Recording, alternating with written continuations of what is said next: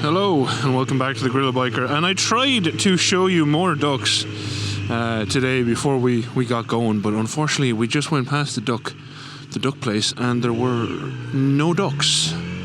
No ducks. I'm still getting used to the stock bars again. I've had, you know, my different bars on for a long time now, and these ones feel weird.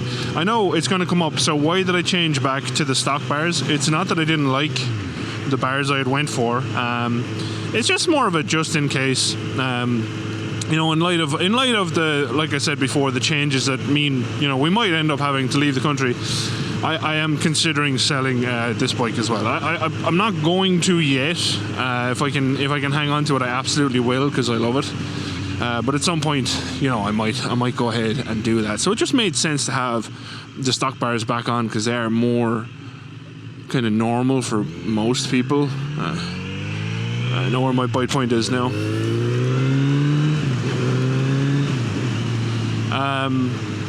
You know, one thing I definitely would be interested in doing on these stock bars is risers, because that's the one thing that I feel is like, they're just a little. Now I know you can swing around the stock risers. You can turn them, just get the bars a little bit more closer to you, and maybe I'll try that too. But you swapping the bars on these modern bikes is generally so easy. You know, it was easy on the CB, which is behind me, because these bars were on the CB, so I had to swap back on the stock bars onto the CB, and then do this one. And hopefully there was someone messaging me this morning about the CB. It might be sold. You know, there was a couple of people who were interested immediately, but were asking offering way too little money for it. And, you know, it's not like are you gonna go? It's not like I'm in a mad urgent rush to sell it, so, you know, I did tell them no. And you know, that's one thing, if you're selling a bike, always be prepared to tell people no. Like, if you know what the thing is worth, just stick to your guns. You know, it's better to do so, in my opinion.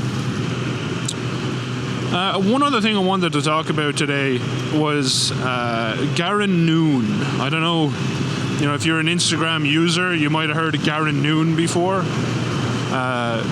He is delicious. You know, he's the guy who, his kind of tagline is "Follow me, I'm delicious" at the end or whatever. And, you know, he deactivated all his accounts recently after making what I thought was a pretty fair commentary on the state of Ireland. You know, I don't think he said anything untoward towards immigrants and whatnot, which I would have personally had an issue with. You know, from the age of about 10 years old, I grew up with a lot of people who moved to Ireland from Poland, for instance, and I think they made the country, you know, a better place by them being there. That's just my opinion, and that's why I don't really brook any of that nonsense when I see, you know, people really just talking down about people who, like I said, I firmly think have added to the country. So yeah, I wouldn't have supported any kind of statement that I personally found, you know, anti people who, for a lot of reasons, moved to Ireland for a better life, which is why a lot of Irish people have moved countries for a better life. And I know this is kind of not like the normal videos I make, but I don't consider this one politics. I think this is more like a human issue. So I'm more comfortable talking about it.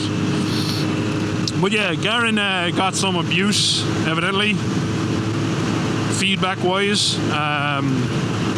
I saw the video after the fact. It was actually Graham on Two Wheels of Rainbow. Shout out to my buddy there. He put me onto it with a story he shared, and I went in. I found the video somewhere else that had been reposted, and I saw it. And honestly, I don't really get the issue. But the problem with that is I did not see the original comments, so I don't know how bad they were. I saw some people commenting on the comments saying, you know, some of them were pretty unkind.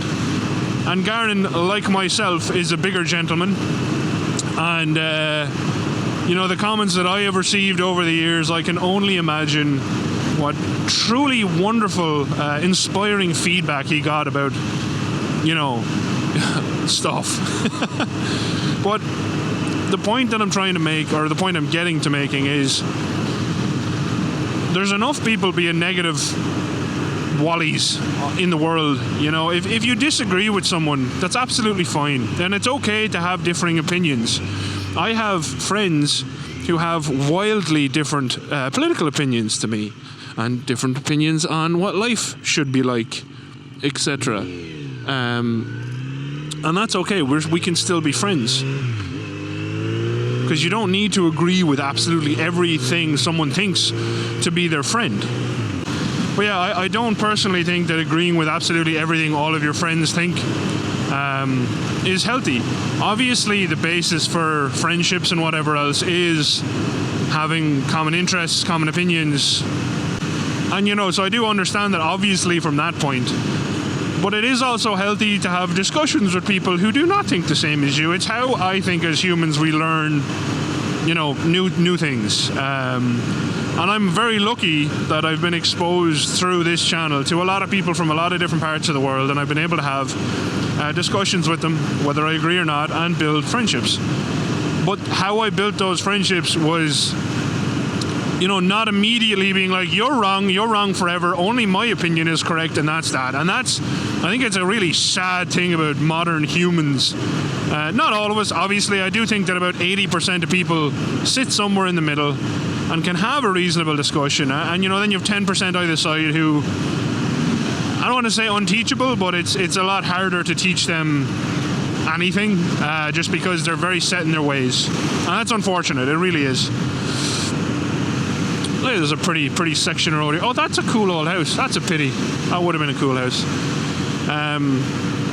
But yeah, I just think if it is, as I am guessing, you know, attacks on his personal appearance, I'm sure there was some of that in there, because I get that all the time. There was attacks on, you know, I'm sure people are just telling me he was an idiot and whatnot because he had an opinion, and a pretty nuanced opinion, that it's like, Ireland does have problems, because Ireland absolutely does have problems. I mean, it's partially why I left. But at the same time, you know, there should be a way, a measured way to talk to someone over their opinion, even if they are, say they have a drastically incorrect opinion in your opinion. There should be a way to have a reasonable discussion with them over that, and, you know, try to bring them around to your way of thinking. It shouldn't just be like an immediate argument and denigrating the other person's character. You know what I mean? You shouldn't just attack everything about them and their opinions. I mean, sometimes it's deserved, you know, sometimes the only thing you can do is be like, you are completely and utterly wrong, and that is a fact forever. Sometimes that's the only thing you can do. But that doesn't mean that should be the go-to every time. You know, Garron is wildly more popular than me for, you know, anything I've ever done. I can't imagine that's going to change anytime soon. So, you know, I don't think he's ever going to see this. But if he does see this, you know, chin up. It's an unfortunate side of social media that you have to listen to and take a lot of abuse. But it is a part of social media. I wish it wasn't, you know, I wish people were more reasonable humans, but they're not. To just kind of finish that whole point is, you know, it's something I've told a lot of people who, wow, that's a big house, who have talked about making, oh, this is a pretty area. Very nice. Who have talked about making videos of me in the past, and you have to be prepared for the unfortunate sides of, you know, releasing stuff on the internet, as well as the good parts. There are lots of good parts, but unfortunately you do open yourself up to having literally everything about your person, from both physical appearance, opinions, how your voice sounds, how your eyes look. People comment on everything, and consider that as a warning. You know, if you think that maybe that won't happen, it will. It might not happen for a while. It might not happen for a year, 2 years, 3 years, but at some point someone will find your old videos and they'll just absolutely abuse you for everything you think and do. And like here's the thing, like, you know, I remember there was one in particular, God, and I actually commented back and said, honestly, bud, you sound like you've been drinking, and I don't know what you're so mad about, pretty much. And he actually replied the next day, replied to one of his comments saying I actually had been drinking, and sorry, and deleted all his comments. So, you know, you do. And the thing is, if I had taken that really, really, really personally, you know, that wouldn't have helped me at all. It would have only, it wouldn't have done anything. It wouldn't have helped him. You know, he wouldn't have woke up the next day and he wouldn't have felt good about himself. He already didn't feel good about himself, I'm sure, if he was drunk enough that he was, you know, going talking poo on the internet angrily. And, you know, I'm sure he wouldn't have felt any better had I come back and argued him. However, if I hadn't replied reasonably and like, what is going on with you there, bud? You know, maybe that would have turned uglier. Maybe we both said things that we ended up regretting and whatnot, you know? So it's just better to approach everything, I think, reasonably. That's what I try personally do anyway. That doesn't mean it's always right. I'm not saying, you know, it's always the correct option. Sometimes people need to be approached with a little bit more vitriol in the world, but yeah, not in this case. I just wanted to come out, obviously, saying I support Mr. Garron. I hope he comes back to Instagram. I enjoy his videos.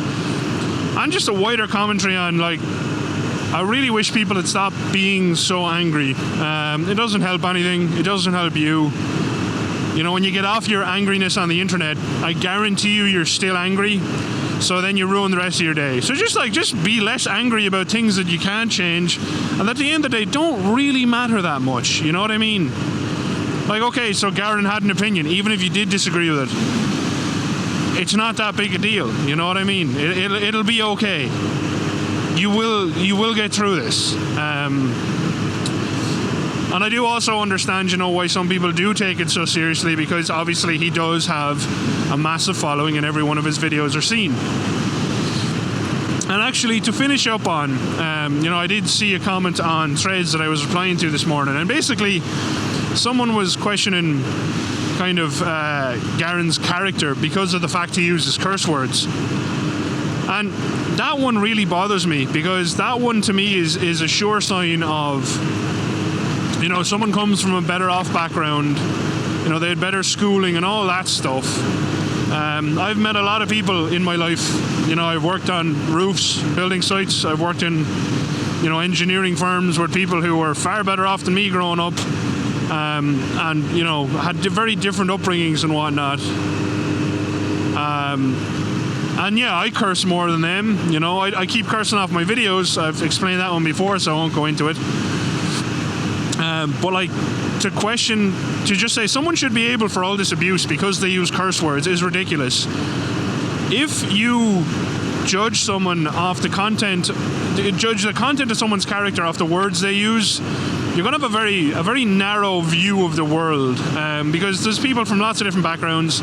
Irish people on average curse a hell of a lot more than, you know, say Americans and whatnot. I use curse words in everyday life all the time with my friends.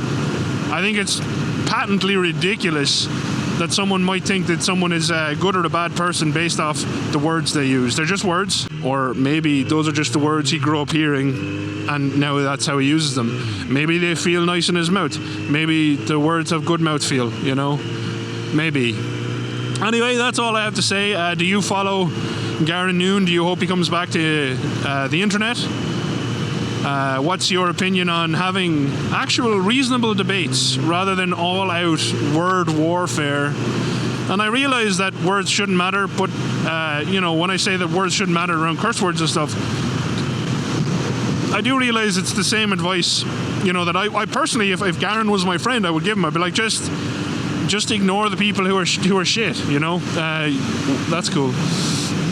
At the end of the day, if someone says something, and, you know, their intention was to hurt, was to inflict some harm on someone else's psyche, the best defense to that is just not responding and ignoring it. There's nothing else you can really do. So that would be my advice. So it's what I do. It's what I do. If someone says some really nasty stuff, they just get blocked. I never even reply to them.